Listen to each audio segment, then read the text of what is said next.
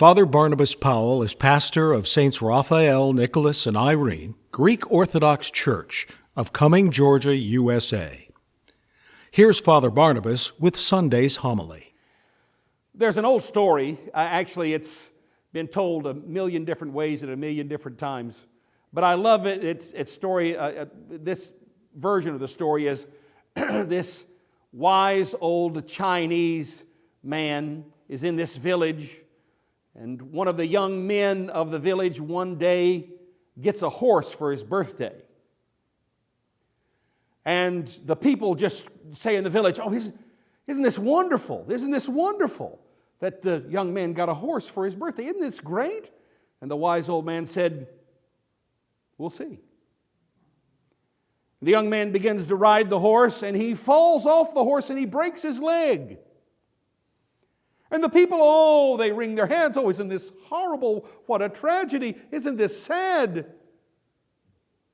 "We'll see," the old man says.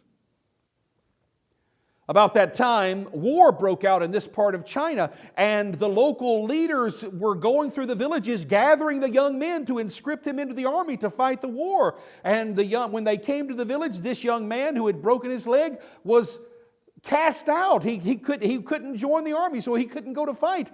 And the people all in the village said, "Oh, isn't this, how fortunate, isn't this wonderful?" And the old man said, "We'll see." Because you see, dear ones, life is what it is. Life is what it is. If you're looking for some kind of magic formula, if you're looking for some kind of, the 3 easy steps to finally being successful, the 5 steps to prosperity, the 10 steps to maturity, or whatever steps, whatever happens to be going on in the self-help world right now, listen, it's not bad. But the problem is, it is very intoxicating. Because it gives us this notion that somehow what I'm experiencing isn't normal. And the reality is, folks, life is what it is. It depends on how you approach it. "Oh, isn't this wonderful?" We'll see. There are a lot of people nowadays going around saying, "Oh, isn't this horrible what's going on?" And to be sure, it is very, very aggravating and very horrible, and we pray for all of those who are going through physical challenges right now, and it's increasingly growing, even in our own Forsyth County. We've had the first death from the COVID-19 virus in our county, and we have 21 confirmed cases in our county now. And that may not sound like a lot, but when you're a North Georgia county and you're a suburb of Atlanta, you wonder if that's not even higher. But the reality is, we can look at our present circumstances and we can say, "Oh, isn't this wonderful or isn't this horrible?" Right now, they're already saying, "Oh goodness, what are we going to do when all of this passes? And will the congregations come back to the churches? Will they ever be back?" I confess to you, one of my biggest challenges that I have, and one of the reasons why for years I've only videotaped our homilies, is something that I'm really not crazy about broadcasting the Divine Liturgy. I'm not crazy about it. Metropolitan Hierotheos Vlachos in Greece was commenting this past week about this very idea. And the reality is, my brothers and sisters, the Divine Liturgy is not something you watch. The Divine Liturgy is something you do.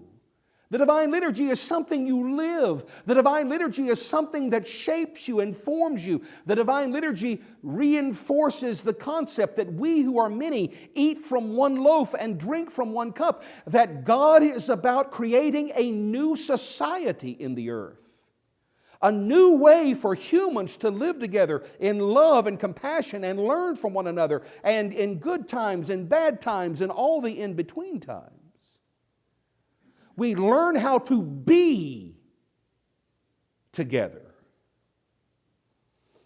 So I'm not crazy about broadcasting the Divine Liturgy. And yet, we have an extraordinary situation. So guess what? Whether Father Barnabas is not crazy about it or not. Suck it up, Buttercup. Deal with it. This is what we got to do. And at least we're connected. And that's a good thing. That's not a bad thing. So is this wonderful? We'll see. Is this horrible? We'll see. Certainly the man in our gospel lesson today thought his son, and his son was in a very difficult position. His son was possessed by a deaf and dumb demon that made him unable to speak and unable to hear. And this demonic influence does what all demonic influences always try to do. Pay attention to this.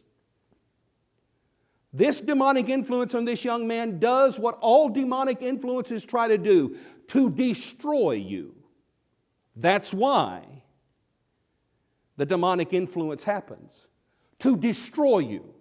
To make you come to pieces, to make you lose your cool, to make you lose your peace, to make you lose your joy, to have you abandon your faith, to get aggravated quick or angry quick. Now I'm preaching to myself.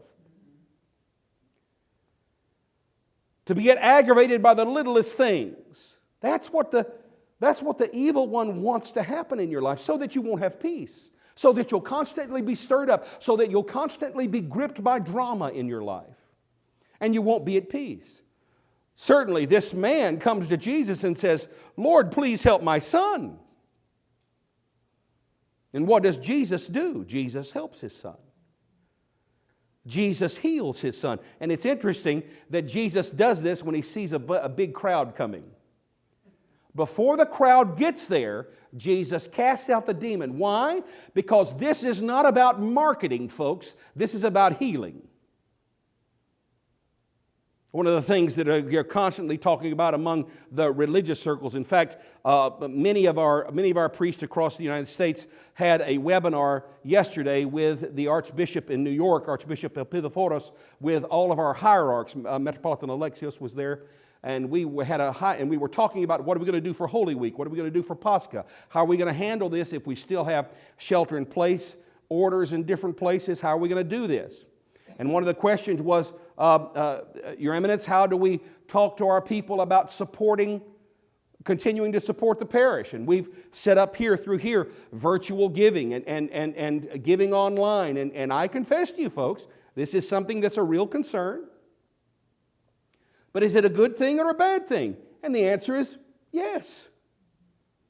It's a good thing and a bad thing. It's a good thing if it wakes you up to keep supporting your parish. It's a bad thing if you stay asleep. But brothers and sisters, this is life. So the question that I have to ask you this morning, in your own life, as you're living your everyday life, everybody's all the time, well, I can't wait till things get back to normal. Folks, normal's a setting on a washing machine, for heaven's sake. It's no such thing. This life is. This is life. This is what we're going through right now. And scattered all around you is spiritual treasures and spiritual gold and spiritual opportunities if you're only able to hear it and declare it. So this morning, I'm asking you this morning, what is keeping you deaf to the wisdom that God is speaking to you in every instance of your life, no matter what your circumstances? And what is keeping you unable to speak positive, good news to the people around you who are desperate to hear positive, good news? What's stopping you from hearing? What's stopping you from speaking this morning? Where is the spiritual illness in your life? Great Lent is given to us to do this kind of introspection for ourselves. And will you have the courage to do it? Will you be intoxicated by the worry or the euphoria of a particular circumstance? Or will you be sober enough to see and hear and tell what the truth is in any given circumstance? No matter what you're going through, no matter what your life is facing, good times and bad times and all the in-between times. No matter what you're going through, Jesus Christ is right there to teach you about yourself and about Himself. And He wants you to be able to hear.